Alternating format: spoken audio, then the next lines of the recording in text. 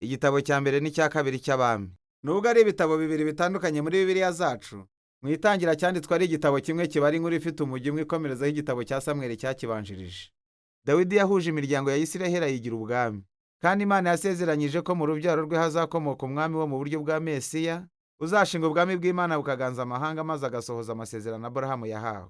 Nuko rero, igitabo cy'Abami kibara inkuru y'abami benshi babayeho nyuma ya Dawidi, nyamara nta n'umwe muri bo wabashije gusohoza iby'iryo sezerano. Mu by'ukuri ahubwo, batumye ishyanga rya Isiraheli rigwa. Iki gitabo giteguye mu bice bitanu by'ingenzi. Inkuru yacu itangira yerekeje kandi igasoreza kuri Yerusalemu. Ihera ku by'ingoma ya Salomo n'iyubakwa ry'urusengero, hanyuma igice cya nyuma kigasoreza ku kurimbuka kwa Yerusalemu n'Abisiraheli bajyanwa bunyage i Babuloni. Kandi inkuru y'ibyateye iki cyago n'iyigize ibice bitatu byo hagati, bisobanura uburyo Isiraheli yigabanyijemo ubwami bubiri bukebakebana. Uko Imana yagerageje kurinda Abisiraheli kononekara binyuze mu kubatumaho abahanuzi, n'uburyo kujyanwa mu bunyage kw'Abisiraheli byabaye ingaruka simusiga z'icyaha cyabo. Iki gitabo gitangirwa n'imitwe ibiri ivuga iby'ubwami bwavuye mu maboko ya Dawidi wari ugeze mu zabukuru bugahabwa umuhungu we Salomo.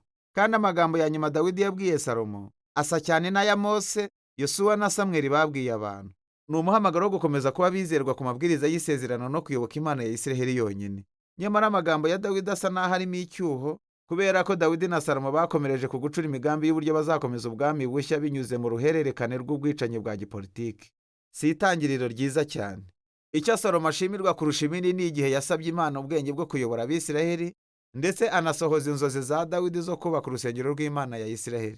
Bigeraho inkuru ihagarara maze kigasobanura imiterere y'urusengero mu buryo burambuye, kimwe n'uko imiterere y'ihema isobanurwa muri Torah. Harimo izahabu nyinshi n'amabuye y'agaciro n'ibishushanyo by'abamarayika n'ibiti byera imbuto. Ibyo byose ni ibigereranyo byibutsa ubusitani bwa Edeni. Ni ahantu ijuru n'isi bihurira, aho Imana iza kubana n'ubwoko bwayo. Ariko Salomo agisoza kubaka urusengero, yahereye ko afata ibyemezo biteye ubwoba maze ubwami bwe bucikamo ibice. Yatangiye ashaka abakobwa b'abandi bami babarirwa mu magana kubw'ingamba za politiki. Hanyuma asenga imana zabo maze atangiza gahunda yo kuramya izo mana muri Isiraheli. Nyuma Salomo yaje no kwirundanyiriza ubutunzi bwinshi cyane. Yatoje ingabo nyinshi cyane, ndetse yashyizeho n'urwego rureba imirimo y'imbata mu mishinga ye yose y'ubwubatsi. Maze rero, usubiye muri Torah ukareba amabwiriza Imana yahaye abami ba Isiraheli mu gutegeka kwa kabiri umutwe wa 17, Salomo yirengagije buri tegeko. Nuko igihe Salomo yapfaga, yari ameze nka Farawo umwami wa Egiputa kuruta uko yasaga na se Dawidi. Igice gikurikira cy'iki gitabo gitangira kivuga uburyo Rehobowamu umuhungu wa Salomo yakoze nk'ibyo se yakoze. Ni inkuru ibabaje cyane ivuga iby'umururumba n'irari ry'ubutegetsi. Yagerageje kuzamura imisoro ku mbata, maze imiryango yo mu majyaruguru yari iyobowe na Yerobowamu irabyanga. Barigometse, bitandukanya n'ubwami maze bashinga ubwabo mukeba w'ubwari busanzwe. Nuko noneho muri iyi nkuru dufite ubwami bw'amajyepfo, i Buyuda, Yerusalemu ari wo murwa mukuru n'abami bakomokaga kuri Dawidi, naho ubu bwami bushya bwo mu majyaruguru bwitwa Isiraheli, umurwa mukuru wabwo waje kuba Samariya. Yerobowamu n'ubundi yakomeje kubaka ingoro ebyiri nshya kugira ngo zihangane n'iya Salomo mu majyepfo. Yashyize muri buri ngoro ikimasa cy'izahabu mu cyimbo cy'Imana ya Isiraheli. Isano riri hagati yo kuva umutwe wa 32 n'ikimasa cy'izahabu riragaragara neza. Uhereye aho gakomeza, iyo nkuru igenda igaruka ku majyaruguru no ku majyepfo ikurikirana amaherezo y'ubwami bwombi. Buri bwami bwagize abami bagera kuri 20 bakurikiranye, kandi nk'uko umwanditsi atubwira ibya buri mwami, asuzuma buri ngoma ashingiye ku bintu nka bingahe. Ese basengaga Imana ya Isiraheli yonyine, cyangwa bashishikarizaga abantu gusenga izindi mana? Ese baba bararwanyaga ibikorwa byo gusenga ibigirwamana mu bantu? Kandi se bakomeje kuba bizerwa mu isezerano nka Dawidi, cyangwa barahemutse baranarenganya? Dukurikije ibyo bireberwaho, umwanditsi asanga nta bami beza babayeho mu majyaruguru ya Isiraheli, 0/20. Naho mu majyepfo i Buyuda, 8 gusa muri 20 nibo bahabwa amanota meza. Ibyo bikaba bifitanye isano n'indi ntego y'ingenzi y'iki gitabo, ariyo yo kwerekana uruhare rw'abahanuzi, abantu b'ingenzi mu mateka ya Isiraheli. Muri Bibiliya, abahanuzi ntibari abo kubwira abantu ibizababaho, ahubwo bavugaga mu izina ry'Imana ya Isiraheli, kandi bagiraga uruhare rwo kuba abarinzi b'isezerano. Ibyo bivuze ko batahishiraga ibikorwa byo gusenga ibigirwamana n'akarengane kari mu bami no mu bantu. Bahoraga bibutsa Abisiraheli ko bahamagariwe kuba umucyo ku yandi mahanga, kandi ko bagombaga gukurikiza ibibwirizwa biri muri Torah. Uko niko abahanuzi bakanguriraga Abisiraheli kwihana no gukurikira Imana yabo. Muri ibyo bice byo hagati, kuri buri mwami, Imana yahagurukije abahanuzi kubabaza ibyo bakoze. Abahanuzi bazwi cyane n'abo mu majyaruguru, Eliya n'umwigishwa we Elisa, barimo aha hagati muri iki gitabo. Eliya yari umuhanuzi w'inyeshyamba, wabaga mu butayu, kandi abanzi be bakomeye bari umwami Ahabu wo mu majyaruguru n'umugore we w'umunyakananikazi Yezebeli. Bafatanyije bashyizeho gahunda yo gusenga Bayali, imana y'Abanyakanani muri Isiraheli. Nuko mu nkuru izwi cyane, Eliya yakanguriye abahanuzi 450 ba Bayali ngo bahiganirwe kureba imana y'ukuri yariyo. Bose bubatse ibicaniro maze basenga imana zabo, ariko imana y'Abisiraheli yonyine iba ariyo isubirisha umuriro. Nyuma y'ibyo, Ahabu akoresha ububasha bwe bwa cyami kwica Umwisiraheli w'umuhinzi, hanyuma yiba uruzabibu rw'umuryango we. Eliya nanone yahanganye n'akarengane k'umwami Ahabu, maze atangaza kurimburwa kw'inzu ye.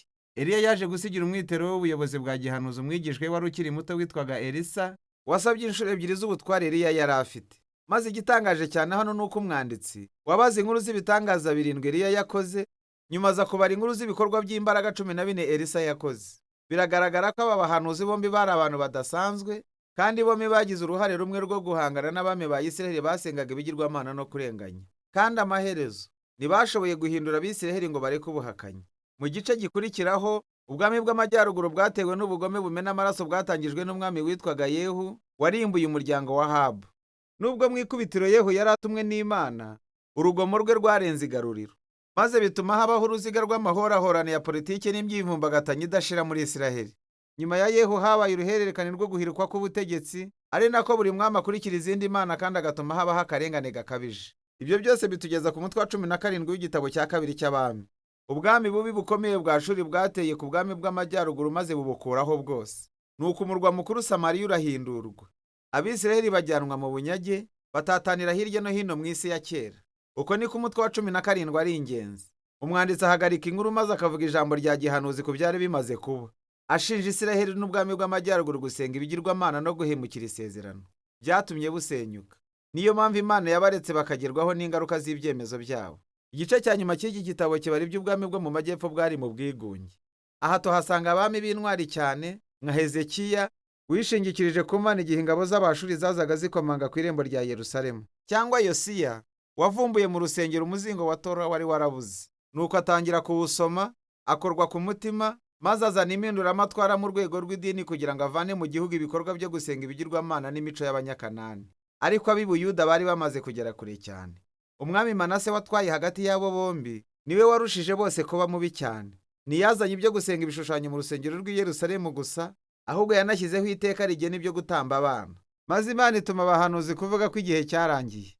Isiraheli yari igeze aho itagishobora kugaruka. Ibice bya nyuma bivuga inkuru y'uko ubwami bwa Babuloni bwazanywe no gutera i Yerusalemu, bukarimbura urusengero, kandi bugatwara abaturage hamwe n'abakomoka ibwami mu muryango wa Dawidi.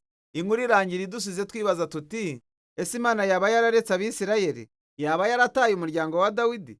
Umva, igika cya nyuma kireba kure ahazaza mu myaka 40 yo mu bunyage, maze kikavuga inkuru idasanzwe cyane. Ni inkuru y'ibya Yehoyakini wo mu muryango wa Dawidi, wari kuzaba umwami aramutse asubiye i Yerusalemu. Umwami w'i Babuloni yaramurekuye ava muri prison, amutumira kujya asangira nawe ku meza y'umwami iminsi yose akiriho, maze igitabo kirarangira. Nuko si ibintu bikomeye, ariko ni inkuru itanga icyizere cy'ibyiringiro ko Imana itaretse umuryango wa Dawidi. Ubu noneho ikibazo kiragira kiti, ni buryo ki Imana izasohoza amasezerano yayo yagiriye Aburahamu kuri Dawidi? Ni buryo kizahesha umugisha amahanga kandi kazana ubwami bwa Mesiya? Kandi kugira ngo usubize ibyo bibazo, ugomba gusoma ibitabo by'ubwenge n'iby'ubuhanuzi. Ariko kugeza ubu, icyo nicyo gitabo cy'abami.